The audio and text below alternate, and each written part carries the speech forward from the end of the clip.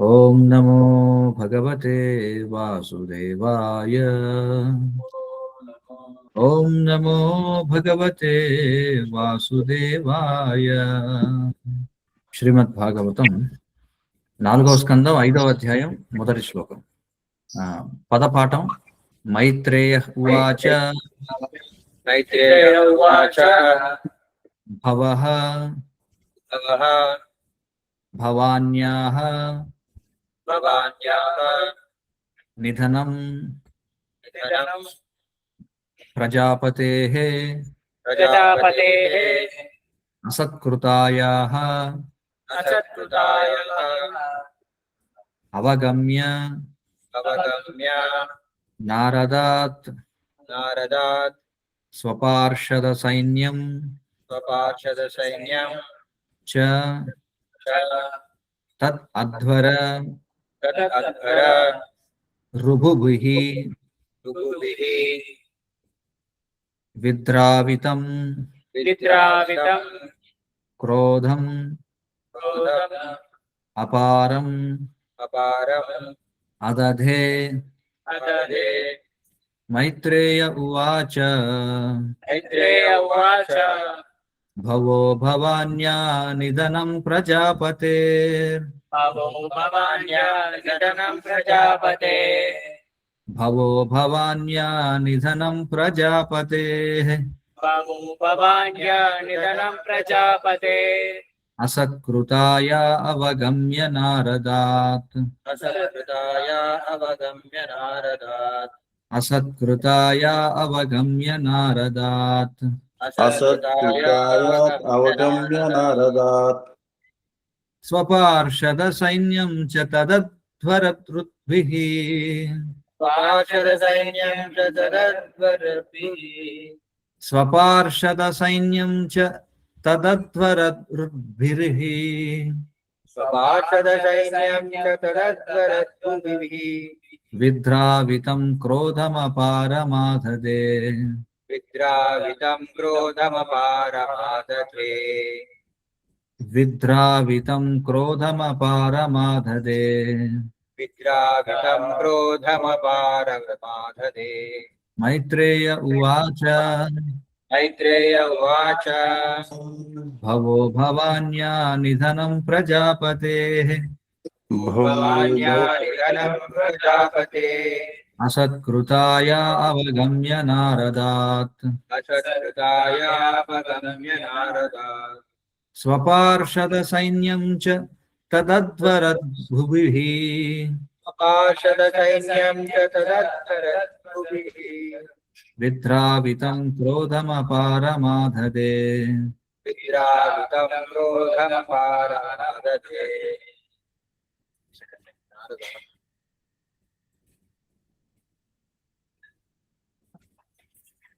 శ్లోకం చదువుతారు. मैत्रेय उवाच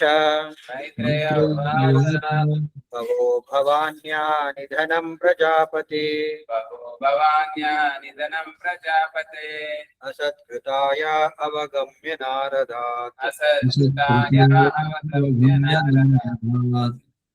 स्वपार्षदसैन्यं च तदध्वरद्भुभिः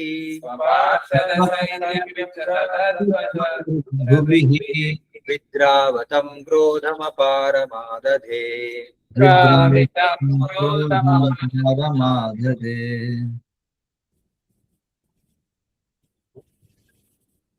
ఆన్లైన్ मैत्रेय उवाच भवान्या निधनं प्रजापते అసత్కృతాయ అవగమ్య నారదాత్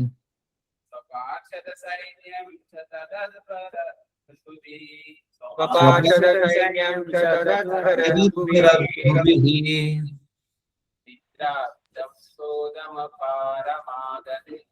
విద్రావితం క్రోధమపారమాదదే.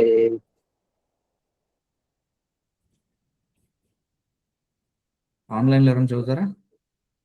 మైత్రేయో వాచ మైత్రేయ ఉవాచ మైత్రేయ ఉవాచ భవో భవాన్యా నిధనం ప్రజాపతే భవో భవాన్యామిదనం ప్రజాపతే రసత్క్రతు రసత్ రసత్కృతాయా అవగమ్య నారదాత్ రసకృత్ అవగమ్య నారదాత్ సపార్షద సైన్యం చ తద్వరర్భుభి స్వపార్షద సైన్యం చ తదద్వరర్భుభిః విద్రావితం క్రోధమపారమాదదే నిద్రావితం క్రోధమపారమాదధే.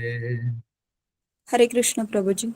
హరే మైత్రేయ ఉవాచ మైత్రేయ ఉవాచ భవో భవాన్యా నిధనం ప్రజాపతే భవో భవావ్యామిదనం ప్రజాపతే రసత్కృతాయా అవగమ్య నారద అసత్కృతాయ అవగమ్య నారదాత్ స్వపార్షదా సైన్యం చ తద్వర్ధర్భుభి స్వపార్షద సైన్యం చ తదద్వరద్భుభిః రుద్రావిధం క్రోధమపారమాదదే విద్రావితం క్రోధమపారమాదధే. ప్రతిపదార్థములు. మైత్రేయ ఉవాచ. మైత్రేయుడు పలికెను. భవః శివుడు, భవాన్యాః సతీదేవి యొక్క, సతీదేవి నిధనము ధనం మరణము, మరణం ప్రజాపతేః ప్రజాపతేః దక్ష ప్రజాపతిచే దక్ష ప్రజాపతిచే అసత్కృతాయాః సత్కృతాయ అవమానితురాలైనందున అమానితావిన అవగమ్య అవగమ్య విని విని నారదాత్ నారద నారదుని ద్వారా నారదుని ద్వారా స్వపార్షద సైన్యం స్వపార్షద సైన్యము తన అనుచర సైన్యము తన అనుచర సైన్యము చ చ మరియు మరియు తత్ అధ్వర తత్ ఆత్వర అతని యజ్ఞము నుండి అతని అతని యజ్ఞము యజ్ఞము నుండి నుండి రుభుభిః రుభువులచే రుభువులచే విద్రావితం విద్రావితం తరిమివేయబడినదని తరిమివేయబడినదని క్రోధం క్రోధం క్రోధము క్రోధం అపారం పారం అపారమగు అపారం అదధే అతదే చూపెను. చూపెను. అనువాదం మరియు భాష్యము కృష్ణ కృపామూర్తి శ్రీ శ్రీమద్ అభయ చరణారవింద భక్తి వేదాంత స్వామి శిల్య ప్రభుపాద ఇస్కాన్ సంస్థాపకాచార్య. మైత్రేయుడు పలికెను. దక్ష ప్రజాపతిచే అవమానితురాలైనందున సతీదేవి మరణించినదనియు రుభువులచే తన సైన్యము తరిమివేయబడినదనియు నారదుని ద్వారా వినినంతటా శివుడు అపార క్రోధావేశుడయ్యను. భాష్యం. సతీదేవి దక్షుని చిన్న కుమార్తె అయినందున తన భావశుద్ధిని అతనికి చక్కగా తెలియజేసి అతనికి తనకు నడుమ గల కలహమును నివారింపగలుగునని శివుడు భావించాను. కానీ అటువంటి రాజీ కుదరనే లేదు. పైగా పిలువకనే పుట్టింటికి వెడలినప్పుడు తండ్రిచే నిరాధరణకు గురి అయి సతీదేవి ఉద్దేశపూర్వకముగా అవమానితురాలయ్యను. ప్రకృతి స్వరూపుణి అయి విశ్వమునందు సృష్టి లయములు చేయుటకు అపారముకు శక్తి కలిగి ఉన్నందున ఆమె దక్షుని సంహరింపగలిగడిదే. ఎక్కువ విశ్వములను సృజించి లయింపజేయగల సామర్థ్యము కలదిగా ఆమె శక్తి బ్రహ్మ సంహిత యందు వర్ణింపబడినది. అంతటి శక్తివంతురాలైనప్పటికీ ఆమె దేవదేవుడకు శ్రీకృష్ణుని నిర్దేశమునందే అతని ఛాయగా పనిచేయును. తన తండ్రిని శిక్షించడి కార్యము సతీదేవికి కష్టమైనది కాకపోయినను తాను కుమార్తెనైనందున అతనిని వధించుట యుక్తము కాదని ఆమె తలచెను. అంతటా ఆమె అతని నుండి లభించిన తన దేహమును త్యజింప నిశ్చయించుకునెను. దక్షుడు ఆ కార్యమున ఆమెను వారింపలేదు. సతీదేవి దేహత్యాగము చేసిన వార్తను నారదుడు శివునకు తెలియజేశాను. అటువంటి సంఘటనల మర్మము నెరిగినవాడు కనుక ఆ వార్తలను నారదుడే ఎప్పుడూ అందజేయుచుండను. తన భార్యయగు సతీదేవి మరణించినదని తెలిసినంతనే శివుడు సహజముగానే తీవ్ర క్రుద్ధుడయ్యాను. యజుర్వేద మంత్రోచ్చారణము ద్వారా భృగువు ఋభువులను సృష్టించినాడనియు యజ్ఞస్థలి అందున్న ఆయన సైన్యమునంతటిని వారు తరిమివేసిరనియు శివుడు తెలుసుకొనెను. కనుక ఆ అవమానమునకు అతడు ప్రతీకారము చేయగోరి సతీదేవి మరణమునకు కారణమైన దక్షుని సంహరించుటకు నిశ్చయించుకొనెను. జ్ఞానతిమిరాంధస్య జ్ఞానాంజన శలాకయా చక్షురున్మీళితం येन తస్మై శ్రీ గురవే నమః. నమ ఓం విష్ణుపాదాయ కృష్ణప్రేష్ఠాయ భూతలే శ్రీమతే భక్తి వికాస స్వామితే నమః. నమ ఓం విష్ణుపాదాయ కృష్ణప్రేష్ఠాయ భూతలే శ్రీమతే భక్తి వేదాంత స్వామితే నమః. నమస్తే సారస్వతే దేవి గౌరవాణి ప్రచారిణి నిర్విశేష శూన్యవాది పాశ్చాత్య దేశతారిణి. జయ శ్రీకృష్ణ చైతన్య ప్రభు నిత్యానంద శ్రీ అద్వైత గదాధర శ్రీవాసాది గౌరభక్త బృంద. హరే కృష్ణ కృష్ణ కృష్ణ హరే హరే, హరే రామ రామ రామ హరే హరే. హరే కృష్ణ. ఈ దక్షయజ్ఞ వినాశనం అనేటువంటి అధ్యాయాన్ని మనం చూస్తున్నాం. ఇక్కడ మనకి ఈ శ్లోకాల్లో ఈ భౌతిక ప్రపంచపు వ్యవహారం ఎలా ఉంటుందో మనం చూడవచ్చు అన్నమాట. మనకి సాధారణంగా ప్రకృతి చాలా చాలా ఉల్లాసభరితంగా ఉన్నట్లుగా మనకు అనిపిస్తుంటుంది. ఎందుకంటే ఇక్కడ జరిగేటువంటి సన్నివేశాలన్నీ కూడా ఈ భౌతిక ప్రకృతి, మూర్తిభవించినటువంటి భౌతిక ప్రకృతి, అంటే ఈ భవాని అని చెప్పి అన్నారు. ఇక్కడ శ్లోకంలో చూడండి, శ్లోకంలో ఏ పదాలు వాడారు ఇక్కడ? భవః అంటే శివుడు, భవాన్యాహ అంటే సతీదేవి యొక్క అని చెప్పన్నారు. మరి భవ అంటేనే పుట్టడము అని అర్థం. భవ అంటే ఉండుగాక, కలుగుగాక. భవ అనేది ఇది అస్తిత్వాన్ని, కొనసాగింపుని సూచిస్తుంది అనమాట. అందుకే పూర్వం పెద్దలు కానీ బ్రాహ్మణులు కానీ దీవించినప్పుడు ఆయుష్మాన్ భవ అని చెప్పంటారు. అంటే భవ అంటే ఉండుగాక అని అర్థం. మరి ఈ భౌతిక ప్రపంచం ఏదైతే ఉందో అది ఎవరు అంటే స్వయంగా భగవంతుని యొక్క ఛాయాశక్తి అయినటువంటి దుర్గాదేవి. మరి ఈ దుర్గాదేవిని ఈ దుర్గాదేవి భగవంతుని యొక్క ఛాయాశక్తి. మరి ఈ దుర్గాదేవిని స్వయంగా నారాయణుడు స్పృశించడు. ఈమె గురించి మనకి భగవద్గీతలో మనం చూసినట్లయితే భూమిరాపో నలోవాయు కమ్మనో బుద్ధిరేవచ అహంకార ఇతీయమే భిన్నామే ప్రకృతి రష్టదా అని చెప్పబడి కృష్ణుడు ఏమన్నాడు? దీన్ని భిన్నామే ప్రకృతి రష్టదా అంటే భిన్నముగా, నా నుండి దూరంగా ఉంటుంది ఈ ప్రకృతి. చూడండి, ఈ భౌతిక ప్రకృతి ఇది కృష్ణుని స్పృశించలేదు, ఎప్పుడు కూడా దూరంగా నిలబడుతుంది అన్నమాట. అవడానికి ఆయన యొక్క శక్తి అయినప్పటికీ కూడా. కానీ భగవంతుడు ఎల్లప్పుడూ కూడా ఆయన యొక్క అంతరంగిక శక్తితో ఆయన కలిసి ఉంటాడు. కానీ ఛాయాశక్తి మాత్రం దూరంగా ఉంటుంది. మరి ఆ ఛాయాశక్తితో ఆయన ఎలా వ్యవహరిస్తాడు అంటే ఆయన శివునిగా విస్తరించడం ద్వారా. ఈ రమాదేవి ఎవరైతే ఉన్నారో, భగవంతునికి అంతర్గత శక్తిని రమాదేవి అని చెప్పంటాం. ఆ రమాదేవి యొక్క విస్తరణే ఈ దుర్గా, పార్వతి అని చెప్పంటాం. దుర్గాదేవి, సతీదేవి, పార్వతీదేవి ఇవన్నీ కూడా భవాని అనేకమైనటువంటి నామధేయాలు ఆవిడికి. మరి ఆమెతో ఎలా వ్యవహరిస్తారంటే కృష్ణుడు శివునిగా విస్తరించడం ద్వారా, అందుచేత ఆయన నేరుగా దీన్ని స్పృశించడు, శివుడే ఆమెతో వ్యవహరిస్తూ ఉంటాడు. మరి మనం గుర్తుంచుకోవాలి, ఈ భౌతిక ప్రకృతి అనేది త్రిగుణాత్మకమైనటువంటిది అని చెప్పుకున్నాం. ఎప్పుడు కూడా త్రిగుణాలను కలిగి ఉంటుంది. ప్రకృతిలో కూడా మనం చూస్తే సత్వగుణం కనిపిస్తుంది, అలాగే రజోగుణం కనిపిస్తుంది, అలాగే మనకి తమో గుణం కూడా కనిపిస్తుంటుంది. అందుకే ముఖ్యంగా 3 కాలాలు మనకు ఉన్నాయి: వేసవి కాలం, అలాగే వర్షాకాలం, అలాగే శీతాకాలం. 3 కాలాలు మనం చూస్తాం. అంటే వేసవి కాలం సత్వగుణంతో కూడుకున్నదిగా చెప్పబడుతుంది అనమాట. మళ్ళీ ఈ వేసవి కాలంలో మనకి 2 ఋతువులు ఉన్నాయి, వసంత ఋతువు అలాగే గ్రీష్మ ఋతువు. ఇది సత్వగుణంలో ఎందుకు చెప్పబడుతుందంటే, ఈ వసంత ఋతువు అంటే మనకు అనిపించవచ్చు ఇదేమిటండి సత్వగుణంలో ఉండడం ఏంటండి, ఎంత తీవ్రమైనటువంటి వేడి ఉంటుంది కదా అని చెప్పి. కానీ ఈ వసంత ఋతువు, గ్రీష్మ ఋతువు ఇవి సత్వగుణంలో ఉన్నట్టుగా చెప్పబడతాయి. ఎందుకంటే ప్రకాశం ఎక్కువగా ఉంటుంది కాబట్టి. వేడి ఉంటే ఉండొచ్చు, కానీ ప్రకాశం ఎక్కువగా ఉంటుంది. అలాగే ఈ 2 ఋతువుల్లోనూ కూడా పుష్పాలు చక్కగా పూస్తాయన్నమాట. అలాగే మనం చూస్తే మొక్కలు కూడా బాగా ఎదిగేది ఈ కాలంలోనే మనం చూస్తే.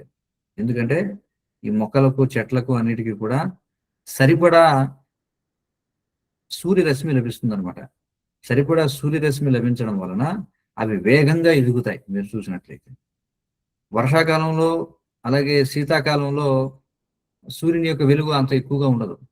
ఒకవేళ సూర్యుని యొక్క వెలుగు ఉన్నప్పటికీ కూడా వర్షాకాలంలో వర్షము చేత, శీతాకాలంలో ఈ మంచు చేత ఆవరించబడి ఉండడం వల్ల సూర్యరశ్మి యొక్క ఆ ఉపయోగాన్ని అవి పూర్తిగా స్వీకరించలేవు, ఆ సదుపాయాన్ని స్వీకరించలేవు అనమాట. అందుచేతనే మనకి చూసినట్లయితే ఈ వేసవి కాలంలో మనం చూస్తే మొక్కలు చాలా వేగంగా ఎదుగుతూ ఉంటాయి. చక్కగా వాటికి సూర్యరశ్మి లభిస్తుంది కాబట్టి ఇది సత్వగుణంతో మనం పోల్చుకోవచ్చు అనమాట. ఇక మనం వర్షాకాలం చూస్తే ఇది రజోగుణంగా చెప్పొచ్చు. ఈ రజోగుణం ఎక్కువగా ఉంటుంది ప్రకృతిలో. అంటే ఈ రజస్సు అంటే ఏమిటి? కామానికి ప్రతీక. అందుకే ఈ వర్షాకాలంలో మనం చూస్తే వేసవి కాలంలో మనకి దున్నితే ఏదైతే నేల చాలా పరిశుభ్రంగా కనిపించిందో, వర్షాకాలం వచ్చేటప్పటికి అందులోంచి అనేకమైనటువంటి జీవులు ఉత్పన్నం అయిపోతుంటాయి. మనకి అనేక రకాల, ముఖ్యంగా వ్యవసాయం చేసే వారికి అయితే చాలా సవాలుతో కూడుకున్నటువంటి సమయం ఇది. ఎందుకంటే మరి పుష్కలంగా నీరు అందుతూ ఉండడం చేత అనేక రకాల ఈ కలుపు మొక్కలు అనేవి కూడా మొలుస్తూ ఉంటాయి. వాటితో పాటుగా అనేక రకాల క్రిమికీటకాలు పుడుతూ ఉంటాయి. అందుకే మనకి వర్షాకాలం మనం చూసినట్లయితే రజోగుణంలో ఏ పని చేయకూడదు అనమాట. అందుకే మనకి చాతుర్మాస్య కాలం ఈ వర్షాకాలంలో వస్తుంది. చాతుర్మాస్య ఈ వర్ష ఋతువు అలాగే ఈ శరద్ ఋతువు, ఈ 2 ఏమున్నాయో ఈ 2 కూడా వర్షాకాలంగా మనం చెప్తాం. ఇది చాతుర్మాస్య కాలం. ఈ కాలాన్ని తపస్సు చేయడానికి వినియోగించమని చెప్పారు పెద్దలు.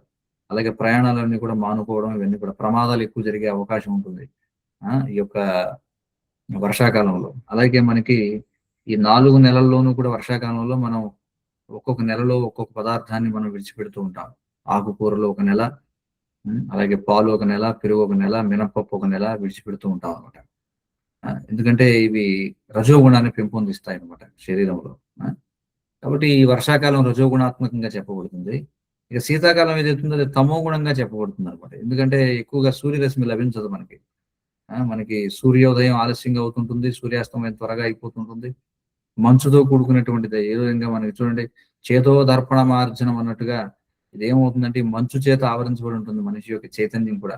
అందుకే ఇప్పుడు కూడా ఎలా ఉంటుంది, జడంగా ఉంటుంది అనమాట. శీతాకాలంలో ఈ మంచు చేత వాతావరణం అలా ఉంటుంది. ముఖ్యంగా మనకి భారతదేశంలో చూడండి, భారతదేశంలో ఉన్నటువంటి వాతావరణం సత్వగుణంలో ఉన్నట్టుగా చెప్పబడుతూ ఉంటుంది పాశ్చాత్య దేశాలతో పోలిస్తే. అంటే చూడండి, ఈ భారతదేశంలో ఉన్నటువంటి వాతావరణం సత్వగుణంలో ఉండేదిగా చెప్పబడినా ఇందులో మళ్ళీ రజస్తమో గుణాల ప్రభావం ఉంటుంది. ఈ భౌతిక ప్రపంచం ఇప్పుడు కూడా అంతే. ఒకవేళ ఎవరైనా పలానా వాళ్ళు సత్వగుణంలో ఉన్నారండి అని చెప్పినా అందులో మళ్ళీ రజస్తమో గుణాలు పనిచేస్తూ ఉంటాయి అనమాట. అంటే ఉపగుణాలు పనిచేస్తూ ఉంటాయి.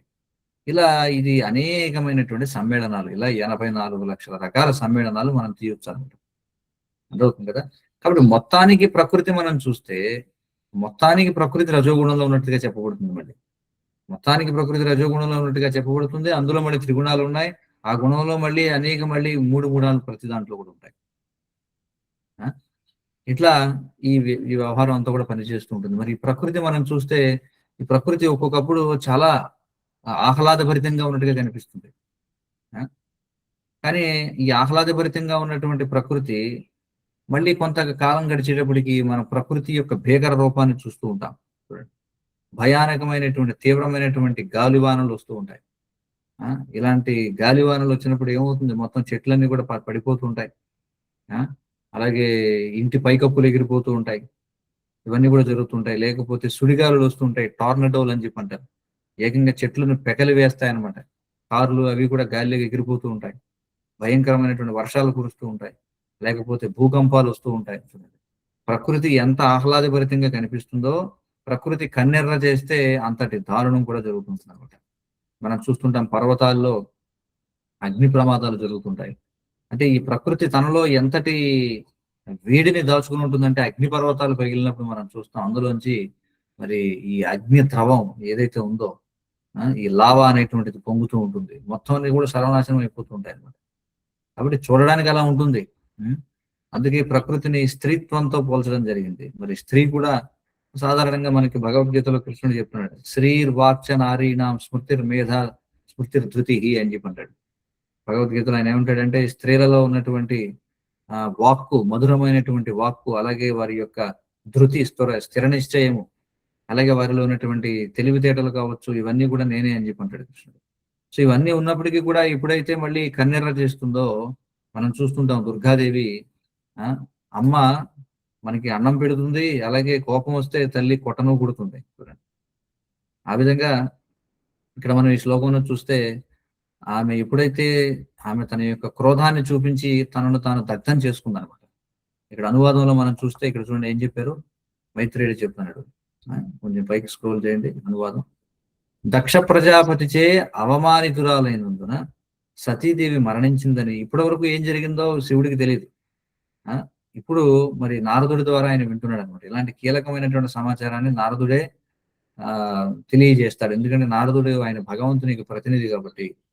ఎందుకంటే ఈ విధంగా శక్తిమంతులైనటువంటి వాళ్ళు చేసే పనులు ఏవైతే ఉన్నాయో అందులో లాభం ఉన్నా నష్టం ఉన్నా అది మొత్తానికి లోక కళ్యాణం కోసమే జరుగుతుంటాయి. ఈ కార్యాలన్నీ కూడా మనం అర్థం చేసుకోవాలి. అంటే వీళ్ళందరూ కూడా సాధారణమైనటువంటి వ్యక్తులు కాదు, భగవత్ చైతన్యం కలిగిన వాళ్ళే. అందుకే చాలా అత్యున్నతమైనటువంటి బలవంతులైన వాళ్ళు ఒకవేళ చేయకూడనటువంటి కార్యం ఏదైనా చేసినా సరే భగవంతుడు దానిని లోక కళ్యాణార్థం ఉపయోగిస్తారన్నమాట. ఇది బలవంతుల విషయంలో జరుగుతుంది. బలహీనుడు మంచి చేసినా చెడు చేసినా పెద్దగా ఎవరికి ప్రయోజనం ఉండదు. కానీ బలవంతుడైనటువంటి వాడు మంచి చేసినా చెడు చేసినా సరే అది మొత్తానికి ఏదో ఒక ఉపయోగం ఉంటున్నారు. అందుచేత మరి ఈ విధంగా అవమానితురాలైనటువంటి సతీదేవి మరణించిందని, భృగువులచే తన సైన్యము తరిమివేయబడిందని. ఎందుకంటే ఈ భృగు మహర్షి ఆయన ఏం చేశాడు, ఆయన మంత్రోచ్చారణ చేసి యజ్ఞగుండం నుంచి ఋభువులు అనేటువంటి వాళ్ళని ఆయన బయటికి తీసుకొస్తాడు. వారు ఏం చేస్తారు, మొత్తం ఈ ప్రమద గణాలు ఎవరైతే ఉంటారో వారందరినీ కూడా తరిమి కొడతారనమాట. చూడండి మరి ఈ విషయాలు తెలిసిన తర్వాత శివుడు చాలా క్రోధావేశుడు అవుతాడు. ఇక్కడ మనకి భాష్యంలో ప్రపోజల్ చెప్తున్నారు, సతీదేవి దక్షుని చిన్న కుమార్తె అయినందున తన భావశుద్ధిని అతనికి చక్కగా తెలియజేసి అతనికి తనకు నడుమ గల కలహమును నివారింపగలుగుతుందని శివుడు భావించాడు. శివుడు ఏమనుకున్నాడు చూడండి, ఇక్కడ ఆచార్యుల యొక్క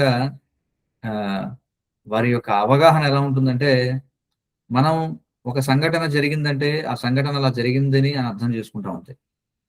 కానీ ఆచార్యులు ఆ వ్యక్తులు ఎవరైతే ఉన్నారో వ్యక్తుల మనసులలో ఉన్నటువంటి విషయాలను బయట పెడుతుంటారు. శైల ప్రపోదల వారు కావచ్చు, లేకపోతే చూడండి వీళ్ళంతా కూడా ముఖ్యంగా మనకి వృందావనంలో ఈ షడ్గోస్వాములు చైతన్య మహాప్రభు యొక్క శిష్యులు ఎవరైతే ఉన్నారో రూప, సనాతన, రఘునాథ భట్ట, జీవ, అలాగే గోపాల భట్ట గోస్వాములు, ఈ గోస్వాములు అందరూ కూడా, అలాగే వారి శిష్యగణమైనటువంటి ఆచార్యులందరూ కూడా మనం చూస్తే వారు ఒక సన్నివేశంలో కృష్ణుడు ఏ విధంగా ఆలోచిస్తున్నాడు, లేదా విష్ణువు ఏ విధంగా ఆలోచిస్తున్నాడు, లేదా లక్ష్మీదేవి ఏ విధంగా ఆలోచిస్తుంది, వాళ్ళ యొక్క హృదయాల్లోకి వెళ్ళి వాళ్ళు చెప్పగలుగుతారనమాట. చూడండి, అది ఆచార్యుల భాష్యం అంటే అంత గొప్పది, ఉన్నతమైనటువంటిది. అందుకే మనం శ్రీల ప్రపోదలు కూడా వారు ఇచ్చినటువంటి భాష్యాల్లో సాధారణంగా ఆయన భాగవతంపై తొట్టతొలి భాష్యకారుడైనటువంటి శ్రీధర స్వామి వారిని, అలాగే ఆయన విశ్వనాథ చక్రవర్తి ఠాకూర్ల వారిని, బలదేవ విద్యాభూషణుల వారిని, అలాగే భక్తి సిద్ధాంత సరస్వతి ఠాకూర్ల వారిని, మధ్వాచార్యుల వారిని, వీరందరినీ కూడా వారు ఉటంకిస్తూ ఉంటారు అనమాట, ప్రస్తావనలు చేస్తారు. కాబట్టి అక్కడ చూడొచ్చు ఒక్కొక్క ఆచార్యుడు కూడా జరిగినటువంటి సన్నివేశాన్ని ఏ విధంగా వాళ్ళు విశ్లేషణ చేస్తారనేది చాలా చక్కగా చూడొచ్చు అనమాట. వాళ్ళు ఆ విధంగా వాళ్ళు ఆ వ్యక్తుల యొక్క హృదయాల్లో ఏముందో వాళ్ళు మనకు తెలియజేయగలుగుతారు. కాబట్టి ఇక్కడ శ్రీల ప్రభుపాదులు గారు చెప్తున్నారు, శివుడు భావించారట. చూడండి, శివుడు భావించిన విషయం ఎలా తెలుస్తుందండి వీళ్ళకి?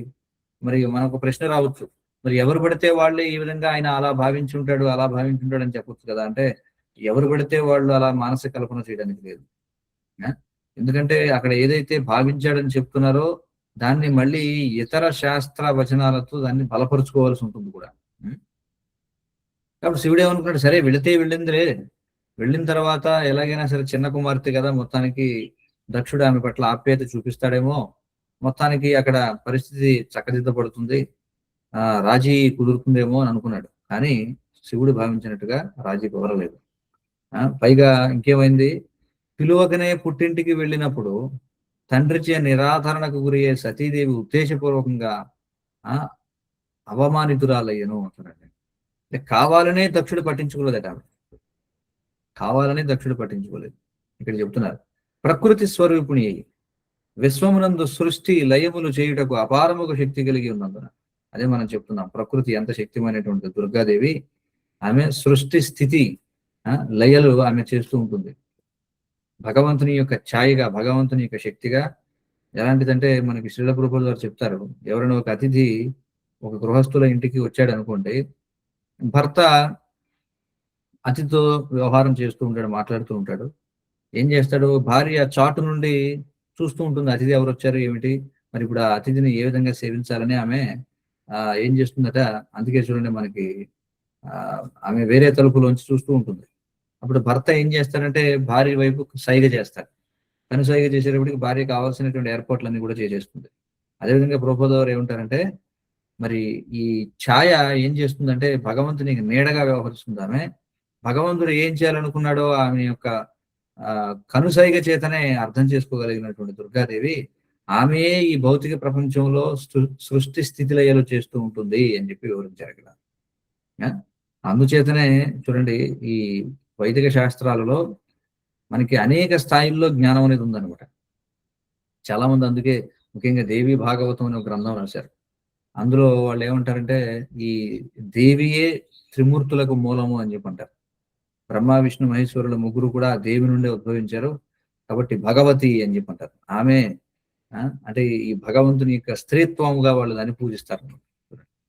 అంటే ఫెమినిజం అనమాట, స్త్రీతత్వం. అంటే ఈ భగవత్ శక్తి ఏదైతే ఉందో అది మనకి శాస్త్రాల్లో చెప్పబడింది. అది పురుషుడా, స్త్రీయా, లేదా నపుంసకుడా అనేటువంటి వ్యవహారానికి వస్తే అక్కడ అన్ని మత విధానాల్లో కూడా భగవంతుడు పురుషుడిగా అంగీకరించబడుతుంది. క్రైస్తవ మత విధానంలో కావచ్చు, మహమ్మదీయ మత విధానంలో కావచ్చు మనకుంది. కానీ మళ్ళీ చూడండి, మహమ్మదీయ మత విధానంలో వాళ్ళు భగవంతుడికి లింగ భేదం లేదని అంటారు. కానీ వారు సంబోధించినప్పుడు మాత్రం ఆయన అని అంటారు. మరి ఆయన అని మన పురుషుడే కదా అంటారు. అలాగే క్రైస్తవ మత విధానంలో కూడా మనం చూస్తే ఏ విధంగా అయితే వైదిక ధర్మంలో శాక్తేయులు అనేవాళ్ళు ఉన్నారు, శక్తి ఆరాధన చేస్తారు, శక్తి అత్యున్నతమైనదని వాదిస్తారో, అలాగే క్రైస్తవుల్లో కూడా శాక్తేయులు ఉన్నారనమాట. ఎవరంటే వాళ్ళు రోమన్ క్యాథలికులు. ఈ రోమన్ క్యాథలికులు వాళ్ళు ఎవరిని పూజిస్తారు, వాళ్ళు యేసుకి మూలమైనటువంటి మేరీని పూజిస్తారు. వాళ్ళు ఏమంటారంటే యేసు కంటే కూడా మేరీ గొప్పది అని అంటారు. ఆ విధంగా వాళ్ళు మేరీని ఎక్కువగా పూజిస్తుంటారు. కాబట్టి ఈ విధంగా మనకు కనిపిస్తూ ఉంటుంది. అలాగే మనకి ఈ సనాతన వైదిక విధానంలో ఉన్నటువంటి శాక్తేయులు కూడా వాళ్ళు ఏమంటారంటే భగవతి అంటే ఈ దుర్గాదేవిని వాళ్ళు పూజిస్తారనమాట. వాళ్ళు ఏమంటారంటే దుర్గాదేవే త్రిమూర్తులకు మూలము అని చెప్పి అంటారు. ఎందుకంటే అలాంటివి కూడా ఉన్నాయి కాబట్టి శాస్త్రాల్లో చెప్పబడింది. ఆ విధంగా వాళ్ళు కూడా ఈ సనాతనమైనటువంటి వైదిక సంస్కృతితో అనుసంధానంలో ఉంటారు. ఇది భగవంతుడి ఏర్పాటు. వారి స్థాయికి వాళ్ళు ఆ విధంగా అనుకుంటారు. ఎందుకంటే కృష్ణుడు భగవద్గీతలో స్పష్టంగా చెప్తున్నాడు, ఏమంటాడు, యో యామ్యాం తను భక్త శ్రద్ధయార్చితుమిచ్చసి తమే. ఇక్కడ ఏమంటున్నాడు, ఎవరెవరు ఏ దేవతలని అర్చించాలనుకుంటారో వారి హృదయాల్లో పరమాత్మగా ఉండి ఆయా దేవతల పట్ల వారికి సంపూర్ణమైనటువంటి విశ్వాసం కలిగేలా నేనే చేస్తానని చెప్పి కృష్ణుడు అంటున్నాడు.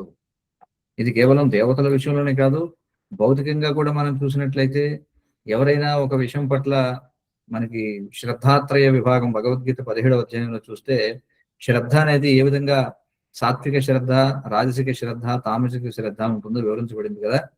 అందులో తామసిక శ్రద్ధ ఎలా ఉంటుందట అంటే, తామసికమైనటువంటి నిశ్చయం పట్టిన కుందేలుకి 3 కాళ్ళని వాదించేవాళ్ళు ఉంటారు. వాడికి అదే పట్టుకుంటాడు అనమాట. వాడు వేరేదైనా తమో గుణపు శ్రద్ధ అని చెప్పి అంటారు దాన్ని. అంటే అది ఎంతవరకు సబబు ఏమిటనేది చూడడు వాడు. శాస్త్రబద్ధమా శాస్త్ర వ్యతిరేకమనేది చూడడు. నాకు నచ్చింది కాబట్టి ఇదే గొప్ప అని పట్టుకుంటారు. అలాంటి మత విధానాలు కూడా మనకు ఉన్నాయి, చూస్తున్నాం. ఎందుకంటే ఈ రోజుల్లో మనం చూస్తున్నాం చాలా వరకు ఈ షిరిడీ సాయి మీద అనేక రకాల చర్చలు జరుగుతున్నాయి. అందులో ఒక పక్షం వాళ్ళు పట్టుకున్నదే, ఇంకా వాళ్ళు లేదు, మీరు ఎన్ని చెప్పినా మేము సాయి దేవుడు అని మేము అలాగే పూజిస్తాం. ఇలాంటి వాళ్ళు ఎప్పుడూ ఉంటారనమాట సమాజంలో. దాన్ని మనం పూర్తిగా తొలగించలేము. కాబట్టి ఎందుకంటే భగవంతునికి ఏర్పాటు ఇన్ని రకాల జీవులు ఉన్నారు కాబట్టి వాళ్ళందరూ ఉద్ధరింపబడడానికి. కానీ మరి శాస్త్రబద్ధంగా ఏమైనా చేస్తే శాస్త్రబద్ధమైనటువంటి వాటి పట్ల తామసిక శ్రద్ధ కలిగి ఉన్న వాళ్ళు ఏదో విధంగా ఉద్ధరించబడతారు, కానీ ఏ విధంగా శాస్త్ర సంబంధం లేనటువంటి ఇలాంటి వాళ్ళు. ఎందుకంటే 16వ అధ్యాయంలో కృష్ణుడు ముగిస్తాడు, ఏమని ముగిస్తాడు? తస్మాత్ శాస్త్రం ప్రమాణంతే కార్యాకార్య వ్యవస్థితం. ఏం చేయాలి ఏం చేయకూడదు అనే దాని గురించి శాస్త్ర ప్రమాణాన్ని మనం చూడాలి అని చెప్పంటాడు. ఒకవేళ శాస్త్ర ప్రమాణం లేదనుకోండి, ఏమవుతుంది? నససిద్ధిం అవాప్నుతి నసుఖం నా పరాంగతి. చూడండి, శాస్త్రాన్ని అనుసరించిన వారికి ఇహపర లోకాల్లో కూడా సుఖం ఉండదు అని చెప్పబడుతుంది. అందుచేత భగవంతుడు అందుచేతనే ఈ విధమైనటువంటి ఇది ఒక వృక్షంగా చెప్పబడింది. అందుకే 15వ అధ్యాయంలో మనం చూస్తే ఈ కామ్య కర్మ వృక్షం ఏదైతే ఉందో, ఈ సంసార వృక్షం ఏదైతే ఉందో దాని గురించి చెప్పబడింది. అశ్వత్థ వృక్షం గురించి చెప్పబడింది అనమాట. అట్లా ఇక్కడ ఏమన్నారంటే, ఆమె ప్రకృతి స్వరూపిణి అయి ఉంది, విశ్వములో ఉన్నటువంటి సృష్టి స్థితి లయములు చేయుటకు అపారమైన శక్తి కలిగి ఉంది ఆమె. ఆ శక్తి ఎవరిచ్చారు? భగవంతుడే ఆమెకి ఇచ్చాడు. కాబట్టి వాళ్ళు ఏమంటారు? దుర్గాదేవి నుంచి ఇదంతా కూడా సృష్టి స్థితిలో జరుగుతుంది అని చెప్పి అంటారు. అవును, అది పాక్షిక సత్యం, అది సంపూర్ణ సత్యం కాదనమాట. వాళ్ళు అక్కడ వరకే చూడగలుగుతున్నారు. కానీ శక్తి ఎప్పుడు కూడా మన యొక్క ఈ ప్రపంచంలో మనకున్నటువంటి అనుభవంలో శక్తి ఎప్పుడు కూడా స్వతంత్రంగా పనిచేస్తున్నట్టుగా మనం ఇక్కడ కూడా చూడం. మీరు చూస్తున్నారు, ఇక్కడ మరి విసిరికర్రతో విసురుకుంటూ ఉన్నాను అనుకోండి, చూసేవాళ్ళకి విసిరికర్ర ఏమిటి దాని అంతటా అదే పని చేస్తుందా? లేదు కదా, దాని వెనకాల ఒక శక్తివంతుడు ఉండాలి, దాన్ని పట్టుకుని విసిరాలి. అలాగే మరి శక్తి ఎప్పుడు కూడా స్వతంత్రాలు కాదు, శక్తికి వెనకాల ఒక శక్తిమంతుడు అనేవాడు ఉంటాడు అని ఇక్కడ మనకి చెప్పబడుతుంది. కాబట్టి బ్రహ్మ సంహితలో ఆ శ్లోకం చెప్పబడింది అనమాట. ఆమె కృష్ణుని యొక్క నిర్దేశం నందే ఆయన యొక్క ఛాయగా పనిచేస్తుంది. మరి ఆమె ఎందుకని ఆమె అంత శక్తివంతురాలైనప్పటికీ చూడండి, వాస్తవానికి ఇక్కడ దక్షుడికి కుమార్తెగా చెప్పబడింది సతీదేవి, కానీ వాస్తవంగా చూస్తే దక్షుడే ఆమెకు కుమారుడిగా చెప్పుకోవాలి. ఎందుకంటే అందరూ కూడా జగన్మాత యొక్క పుత్రులే కదా. మరి దక్షుడు కూడా జగన్మాత యొక్క పుత్రుడే, కానీ ఇక లీలగా ఆమె ఏం చేసింది? దక్షుని యొక్క కుమార్తెగా ఆవిర్భవించింది. కాబట్టి జగన్మాతగా ఆమె దక్షుణ్ణి కావాలంటే నాశనం చేయగలిగింది, కానీ ఆమె మర్యాదను పాటించాలనుకుంది. కష్టమేం కాదు కాబట్టి, కానీ ఇక్కడ లీలాబంధం జరగకూడదు, రసాభాసం జరగకూడదు అనమాట. మరి కూతురు తండ్రిని చంపితే అంతకంటే దారుణమే ఉంటుంది చెప్పండి. నిజంగా ఒకవేళ నిజంగా ఆ విధంగా చేసినట్లయితే దుర్గాదేవి, ఈ రోజు మన సమాజంలో అలాంటివి విని చూస్తాము. ఎందుకంటే శాస్త్రాల్లో ఎవరెవరైతే యద్యతాచరిత శ్రేష్ఠ దత్తదేవేతరో జనః అని చెప్పబడిందో, ఎవరెవరైతే శ్రేష్ఠులుగా పరిగణించబడ్డారో వారు అందుకే తప్పుడు పనులు ఏవి కూడా చేయలేదు. ఎక్కువ శాతం మనం చూస్తే ఇంద్రుడు చేశాడు, ఏదో సన్యాసి వేషం వేసుకుని దొంగతనం చేయడం అలాంటివి చేశాడు. మనకి ఆచార్యులు చెప్పారు, ఆనాటి నుండి మొదలైంది ఇంద్రుడు వేషం వేసుకుని, అంటే ఇంద్రుడు సన్యాసి వేషం వేసుకుని దొంగతనం చేసినట్టుగా, మోసం చేసినట్టుగా దాన్ని అందరూ కూడా అనుసరిస్తున్నారు. తదనంతర కాలంలో రావణాసురుడు కూడా అనుసరించాడు. చూడండి, సన్యాసి వేషంలో వెళ్ళాడు సీతమ్మని ఎత్తికిడు కూడా. తర్వాత మనం చూస్తాం కలియుగంలో కూడా ఎంతో మంది బూటకపు సాధువులు కాషాయాన్ని ధరించి వాళ్ళు జనం దగ్గర ఉన్నటువంటి ధనాన్ని, వారి యొక్క భార్యల్ని అందరినీ కూడా ఎత్తుకుపోతుంటారు. అలా ఇంద్రుడు చేసాడు ఆ పని. కానీ అంతకు మించి మనకి అలాంటి దౌర్భాగ్య పనులు శ్రేష్ఠులైన వాళ్ళు ఎవరో కూడా చేయలే. ఒకవేళ నిజంగా ఆనాడే మనం చూస్తే నిజంగా సతీదేవి కనుక తన తండ్రి అయినటువంటి దక్షుడిని చంపి ఉంటే ఈనాటి సమాజంలో మనం ఎంతో మంది కుమార్తెలు తండ్రులను చంపేయడం చూద్దాం ఈ పాటికి. కానీ అలాంటివి జరగడంలా, ఎందుకంటే ఆమె ఒక ఉదాహరణగా నిలవాలనుకున్నాను. అందుకే ఆమె ఏం చేసిందంటే అతని నుండి లభించిన తన దేహాన్ని త్యజింప నిశ్చయించుకుంది. ఏం చేయగలం, మన తండ్రిగా ఉన్నాడు కాబట్టి చేయగలిగింది ఏం లేదు కాబట్టి ఆమె దేహాన్ని త్యజించింది. మరి దక్షుడు చూడండి, ఆ సమయంలో కూడా నువ్వు అలా చేయొద్దమ్మా, చూడండి ఎంత కరుడు కట్టినటువంటి కక్షలు ప్రతీకారాలు ఎలా ఉంటాయో చూడండి. సొంత కుటుంబ సభ్యులైనా సరే వాళ్ళు చూడండి ఎంత దారుణంగా ఉంటుంది ఈ మిథ్యాహంకారం అనేది జీవిలో మనం చూస్తే. దానికి ఇది ఒక తార్కాణం అనమాట. సరే, వచ్చినప్పుడు ఎలాగో పలకరించలేదు దక్షుడు, సరే పోన్లే పలకరించలేదు, కానీ ఆమె తనను తాను దగ్ధం చేసుకోవడానికి సిద్ధమైనప్పుడన్నా కొంచెం మనసు కరిగి ఉండాలి. మనసు కరిగి ఉండి అయ్యో వద్దమ్మా నువ్వు మరి ఇంత చిన్నదానికి ఎలాంటి పనులు చేస్తావా అని ఏదో మందలించి ఏదైనా చేయాలి, కనీసం ఆ సమయంలో కూడా అతను కరుణించలేదు. ఈ ఆధునిక ప్రపంచంలో కూడా మనం చూస్తాం అన్నమాట ఏ విధంగా కనికరం లేకుండా ఉంటారు జనులందరూ కూడా ఇంద్రియభోగ ప్రవృత్తి కారణం చేత. మనం చూస్తాం శ్రీమద్ భాగవతంలో వివరించబడింది. శ్రీమద్ భాగవతంలో ఏం చెప్పబడింది అంటే కలియుగంలో ఒక పురుషుడు అంటే ఎంతగా స్త్రీలోలుడైపోతాడు అంటే కలియుగంలో పురుషులు స్త్రీల చేత నియంత్రించబడతారని చెప్పి భాగవతం 12వ స్కందంలో చెప్పారు. దానికి ఒక చక్కటి ఉదాహరణ ఏమిటంటే, ఒక పురుషుడు వివాహం చేసుకున్న తర్వాత పూర్తిగా భార్యకి దాసోహం అయిపోతాడట. అతడు ఏం చేస్తాడట, తన తల్లిదండ్రులను, తన సోదరులను, తన బంధువర్గం వారిని అందరినీ విడిచిపెట్టి తన భార్య వైపు వాళ్ళే అతనికి బంధువులుగా వ్యవహరిస్తారట. చూడండి, ఇంకా అతడు ఏం చేస్తాడు, ఇల్లరిక బల్లుళ్ళు అంటారు చూడండి, చాలా మంది ఇల్లరికం వెళ్ళిపోతారు. ఇంకా వాళ్ళు ఏం చేస్తారో తమ సోదరుల్ని పట్టించుకోరు, తండ్రుల్ని పట్టించుకోరు, తల్లిని పట్టించుకోరు. వాళ్ళకి ఎవరయ్యా బంధువులు అంటే భార్య యొక్క అక్క చెల్లెళ్ళు, భార్య యొక్క తల్లి, భార్య యొక్క తండ్రి, వాళ్ళే బంధువులు అనమాట. చూడండి, మరి ఏ విధంగా ఒక పురుషుడు ఆ విధంగా తనను కనిపించినటువంటి తల్లిదండ్రులను ఆ విధంగా విడిచిపెట్టి, అప్పటి వరకు తనకు సహకరించిన వాళ్ళని విడిచిపెట్టి ఏ విధంగా ఆ విధంగా చేయగలుగుతున్నాడంటే అది కామమే కారణం. భాగవతంలో చెప్పబడింది ఆ విషయం. కాబట్టి ఇక్కడ దక్షుడు కూడా అంతటి తీవ్రమైనటువంటి కామమును కలిగి ఉన్నాడు, కోరికను కలిగి ఉన్నాడు. అందుచేత స్వంత కుమార్తె మరణిస్తుందని తెలిసినా సరే అతడు ఏమాత్రం అడ్డుపడలేదు. ఇక్కడ మనం చూడొచ్చు. మరి సతీదేవి దేహత్యాగం చేసిన వార్త మొత్తానికి నారదుడు చేరవేశాడు. శివుడికి తెలిసింది. మరి శివుడు అప్పటి వరకు ఏం పట్టించుకోలేదు. సరే వెళితే వెళ్ళనివ్వు, నేను చెప్పినా వినలేదు, అక్కడ ఏదో అవమానం జరుగుతుంది, మళ్ళీ ఆవిడే చిరుబురులాడుతూ వెనక్కి ఇంటికి వస్తుందిలే అని అనుకున్నాడు శివుడు. కానీ ఆయన అనుకున్నట్టుగా జరగలేదట. ఇక్కడ నారదుడు ఎప్పుడు కూడా అందజేస్తూ ఉంటాడంటే ఇలాంటి విషయాలు, ముఖ్యమైనటువంటి వార్తలు ఆయనే చేరవేస్తాడని అంటారు. తన భార్య అయినటువంటి సతీదేవి మరణించినదని తెలిసిన వెంటనే శివుడు సహజముగానే తీవ్ర క్రుద్ధుడయ్యాడు. ఎందుకంటే మళ్ళీ ఆ విధంగా ఆయన క్రుద్ధుడవ్వకపోతే లోకం ఆడిపోసుకుంటుంది శివుడిని కూడా. శివుడు ఇప్పటి వరకు చాలా సహించాడు కదా, చూసాం మనం. దక్షుడు ఈ విధంగా నిందించాడు, ఇవన్నీ చేశాడు, ఇవన్నీ వాళ్ళు తిట్టుకున్నారు, అవన్నీ పెద్దగా పట్టించుకోలే శివుడు. కానీ ఎప్పుడైతే తన భార్య ఆ విధంగా మరణించిందనే విషయం తెలిసిందో ఇక ఆయన వెంటనే తీవ్రమైనటువంటి క్రోధాన్ని ప్రదర్శించాడు. వాస్తవానికి ఆ విధమైనటువంటి క్రోధానికి కూడా అతీతుడైన. కానీ ఇక్కడ భగవద్గీతలో కృష్ణుడు చెప్తున్నట్టుగా వాస్తవానికి వారు అన్నిటినీ అధిగమించిన వారైనా సరే లోకంలో ఒక ప్రమాణాన్ని నెలకొల్పడం కోసం వాళ్ళు ఆ విధంగా స్పందిస్తూ ఉంటారు. కాబట్టి శివుడు క్రుద్ధుడయ్యాడు, ఎందుకంటే తన భార్య ఆ విధంగా దగ్ధం అయిపోయింది. ఎందుకంటే మరి దానికి గుణపాఠం చెప్పాలి, లేకపోతే ఏమవుతుంది, శివుడు ఆ విధంగా పట్టించుకోలేదు అనుకోండి. మనం ఇందాక చెప్పుకున్నాం, ఒకవేళ సతీదేవి తండ్రిని కాల్చిపడేసిన ఇప్పుడు కూడా సమాజంలో అదే చూద్దాం. అలాగే ఒకవేళ శివుడు తన భార్య కాలిపోయి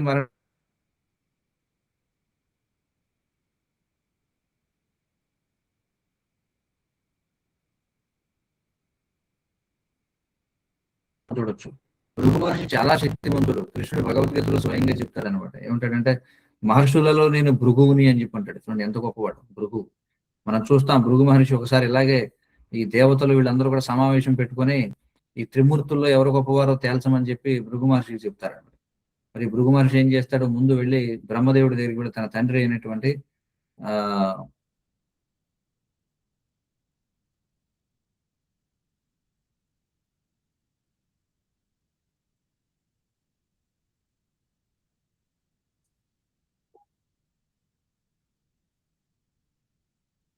హరే కృష్ణ వినిపిస్తుందా?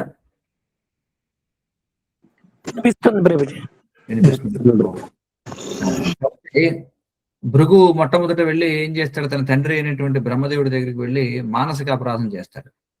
అంటే బ్రహ్మదేవుడు అక్కడ కూర్చుని ఉంటాడు. బ్రహ్మదేవుడు అక్కడ కూర్చుని ఉంటే వెళ్ళి ప్రణామం చేయాల్సింది పోయి ప్రణామం చేయడం, అలాగే నిలబడతాడు. వెంటనే బ్రహ్మదేవుడు తిడతాడు, పొద్దుందా లేదా నీకు అని చెప్పి.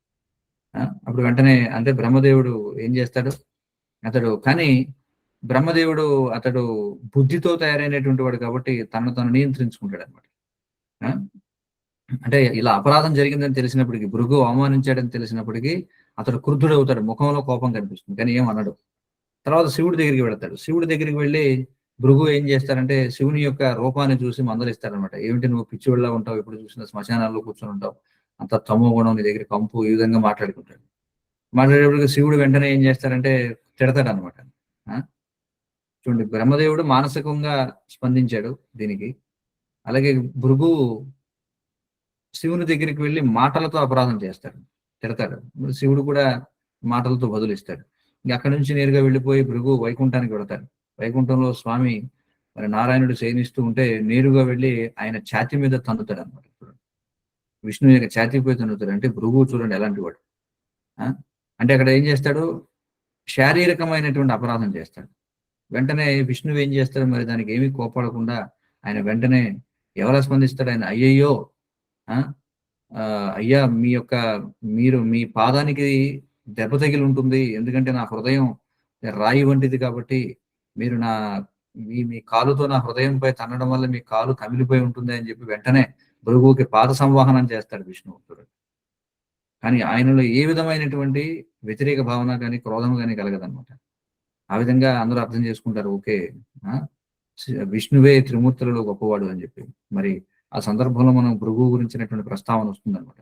కాబట్టి కృష్ణుడు కూడా భగవద్గీతలో చెప్తాడు, స్వయంగా నేను భృగువుని అని చెప్పుకుంటాడు మహర్షులలో. అంటే అంత గొప్ప శక్తి ఉంటుంది అనమాట భృగువు. చూడండి, మరి ఆ భృగువు ఏం చేశాడు, యజుర్వేద మంత్రోచ్చరణ ద్వారా ఋభువులను సృష్టించాడు అనమాట. ఋభువులను సృష్టిస్తే వాళ్ళు ఏం చేస్తారు, అక్కడ ఉన్నటువంటి ప్రమదగణాలు ఎవరైతే ఉన్నారో వాళ్ళందరినీ కూడా తరిమి కొడతారు. ఈ విషయం కూడా శివుడికి తెలిసిందే. నా భార్య కూడా దేహత్యాగం చేసింది, అలాగే నా అనుచరులు కూడా ఈ విధంగా అవమానం కలిగింది, అక్కడి నుంచి వాళ్ళని పారద్దులేరని చెప్పి తెలుస్తుంది. కాబట్టి వెంటనే ఏం చేస్తారు, ఈ అవమానానికి ప్రతీకారం చేయాలి అని అనుకుని సతీదేవి మరణానికి కారణమైనటువంటి దక్షుణ్ణి చంపాలని నిర్ణయించుకుంటాడు. చూడండి, అప్పటి వరకు ఓపిక పట్టాడు అనమాట. కాబట్టి మహానుభావుల యొక్క ప్రవర్తనలో మనం అనేకమైనటువంటి విషయాలు తెలుసుకోవచ్చు. ఈ విధంగా ఇవన్నీ ఊరికే ఏదో పుటలను నింపడం కోసం ఇవన్నీ ప్రస్తావన చేయాలి, లేకపోతే వారం రోజుల పాటు సమయం ఉంది కదా ఏదో రకంగా కాలక్షేపం చేయాలని సుఖదేవ గోస్వామి వీటన్నిటి గురించి తెలియజేయడం కాదనమాట. వీటన్నిటి నుంచి మనం ఎన్నో పాఠాలు ఉన్నాయి తెలుసుకోవాల్సినటువంటివి. కాబట్టి అనేక రకాలుగా ఆచార్యులు దీనిని విశ్లేషణ చేశారు. హరే కృష్ణ కృష్ణ కృష్ణ హరే హరే, హరే రామ రామ రామ హరే హరే. ఏమైనా ప్రశ్నలు సూచనలు ఉంటాయి చెప్పండి.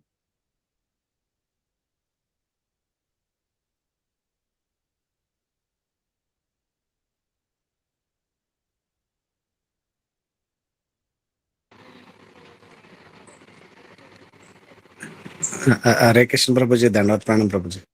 హరే కృష్ణ, ప్రణామాలు చెప్పండి. ప్రభుజీ, అదే దేవి భాగవతం అన్నారు కదా ప్రభుజీ, అది 18 పురాణాల్లో ఉండదు కదా ప్రభు? ఉండదు, ఎందుకంటే అది తర్వాత కాలంలో రాసినటువంటిది కాబట్టి. వ్యాసదేవులు వారు రాసింది కాదు. మన ప్రామాణికం అదే పురాణాల్లో లెక్కలోకి మనం పట్టుకోకర్లేదు. అవును, సరే. హరే కృష్ణ. హరే కృష్ణ, చెప్పండి శ్యామానంద ప్రభు. ఇది సృష్టిలో ఇప్పుడు స్టార్ట్ అయిన తర్వాత బ్రహ్మ తర్వాత మనం బ్రహ్మ నుంచి వచ్చామని ఒక దగ్గర విన్నాను. తర్వాత మళ్ళీ శివుడు పార్వతి ద్వారా ఉద్భవించాలని ఒక దగ్గర విన్నాను. మళ్ళీ సంకర్షణ ప్రతిమ ద్వారా అలా కూడా ఇది కొంచెం అర్థం కొంచెం క్లారిటీ ఇస్తారు ప్రభు. చూడండి, ఈ మూడు కూడా సరైనటువంటివే. మూడు కూడా వివిధ స్థాయిలలో జరిగేటువంటివి అనమాట. అంటే జీవులు ఒకటి ఆధ్యాత్మిక ప్రపంచం నుంచి భౌతిక ప్రపంచానికి రావడం ఒక ఎత్తు అయితే, ఈ భౌతిక ప్రపంచంలో మళ్ళీ వీళ్ళంతా కూడా మహత్తత్వం అంటే ప్రకృతిలోకి ప్రవేశపెట్టబడడం ఒకటైతే, తర్వాత మళ్ళీ మొదటి జీవుడు అనేటువంటి బ్రహ్మదేవుడు ఈ బ్రహ్మాండంలో జీవులను నింపడం ఒక ఎత్తు. కాబట్టి ఈ మూడు మీరు చెప్పినటువంటి మూడు కూడా 3 స్థాయిల్లో 3 వ్యక్తులు చేసినటువంటివి అనమాట. సంకర్షణుడు ఆధ్యాత్మిక ప్రపంచం నుంచి భౌతిక ప్రపంచానికి జీవులను తీసుకొస్తే, మరి భౌతిక ప్రపంచంలో ఉన్నటువంటి జీవులను ప్రకృతిలోకి ప్రవేశపెట్టేది శివుడైతే, ఆ విధంగా బ్రహ్మాండం సృష్టింపబడిన తర్వాత బ్రహ్మదేవుడు జీవుల్ని మళ్ళీ అనేక లోకాల్లో నింపుతూ ఉంటాడు. కాబట్టి 3 నిజమైనవే, ఎందుకంటే 3 స్థాయిల్లో జరుగుతున్నాయి కాబట్టి. ఆ విధంగా మనం దాన్ని సమన్వయపరుచుకోవాలి. Thank you.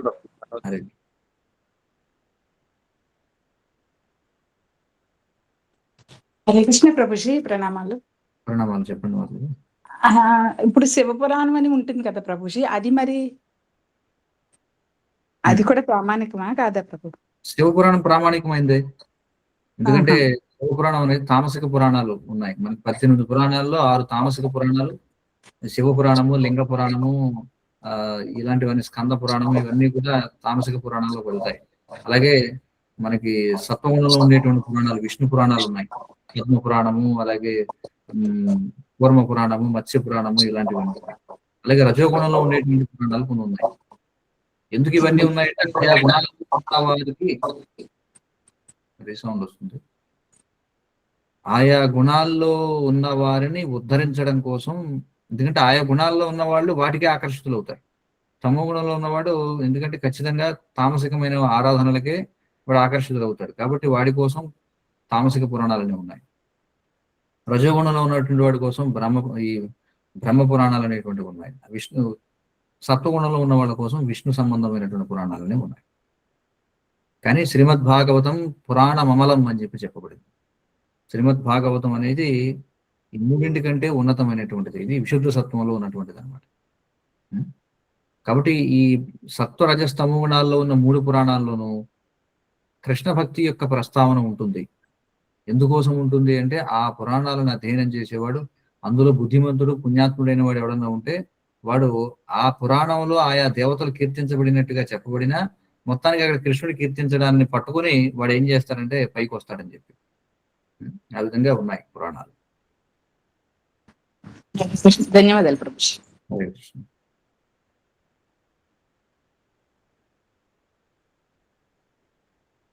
ఇంకెవరికైనా ఏమైనా ప్రశ్నలు ఉన్నాయా?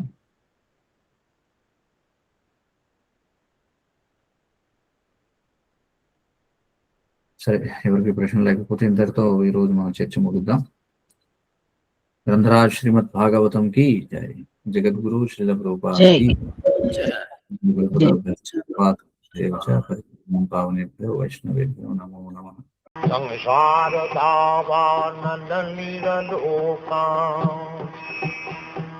ప్రాణాయ కారుణ ఘనాఘనత్యం సకల్యాణ గుణార్ణవశ వందే గురు శ్రీ చరణారవిందం.